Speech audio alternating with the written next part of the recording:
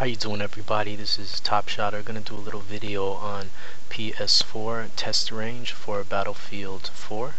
I was just looking through the test range and just kind of wanted to get used to the vehicles and just how everything worked, and I found out the new Freelook is really cool, and I think a lot of players are going to enjoy using this when it comes to the vehicles. So first off, I'm going to use the Freelook sensitivity. I'm going to put it on hold button.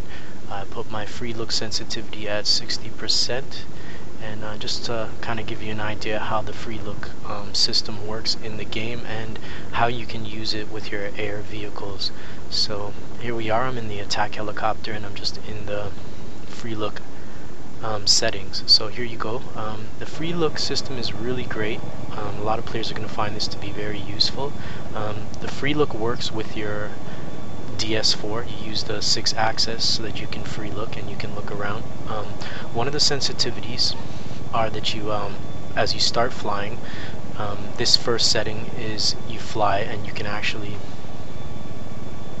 hold the button or hold L2 down and then use the 6-axis to free look.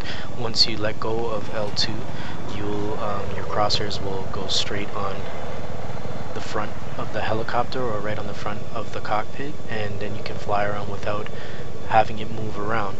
This setting here, I didn't like this setting too much. I actually like the hold button and then use the free look to look around. Whereas I found using the free look, flying around and then moving the 6-axis kind of messed around, because you would have to hold the L2 button and then it would put your crosshairs in the front.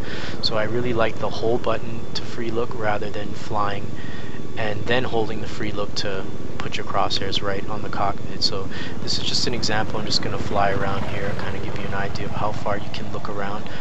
I think the free look is really going to help out a lot of pilots when they're flying either the jets or the attack helicopter or the scout helicopter. It really gives you some great angles. You can check the side, check behind. So now we're going to go back into the menu settings and we're going to change the free look system to on. This is what I was talking about.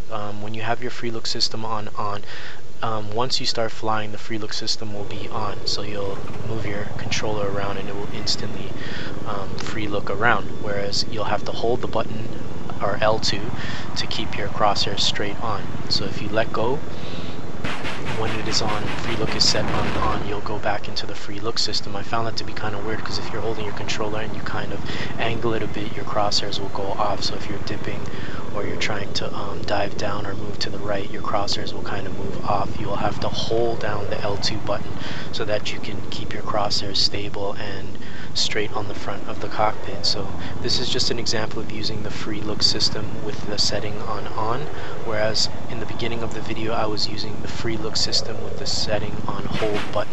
So it's really up to preference and what you find works for you the best. Overall, I'm really enjoying this Freelook system.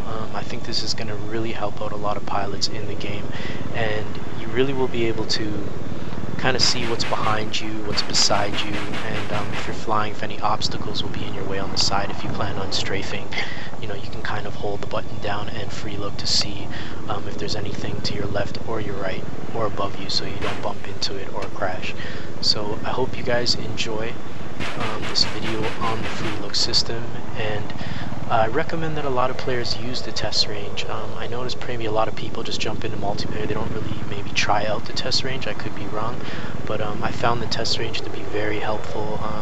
You know, learning recoil on weapons, practicing your aiming, getting in vehicles, flying around, and just overall getting used to the game itself. This is a really cool system, and I'm really happy that they added this in Battlefield 4.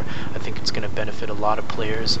You'll be able to learn the vehicles, really get a grasp of the vehicles before you jump in a game, so you kind of you know, you don't end up hopping in a multiplayer game just crashing the helicopter trying to learn while you're playing multiplayer. You can jump into a test range and practice your vehicles so that when you get into game you'll do a lot better. So overall, I'm very happy with the Freelook system. I think a lot of players are going to enjoy this, and it really comes down to preference whether you want it on hold button or if you want it set to on. Look sensitivity will only affect how fast you look. It doesn't affect how much you have to turn the controller. Would have been nice if they added a sensitivity where you turn the controller just a little bit and it looks all the way back. I almost have to angle the controller and really turn turn the 6-axis all the way around, which feels a little bit awkward. So it would have been nice if they had the sensitivity where you could set how much you turn the controller rather than how fast you turn the controller. So I hope you enjoyed this video. Thank you for watching, and see you on the battlefield, Joe. Peace out.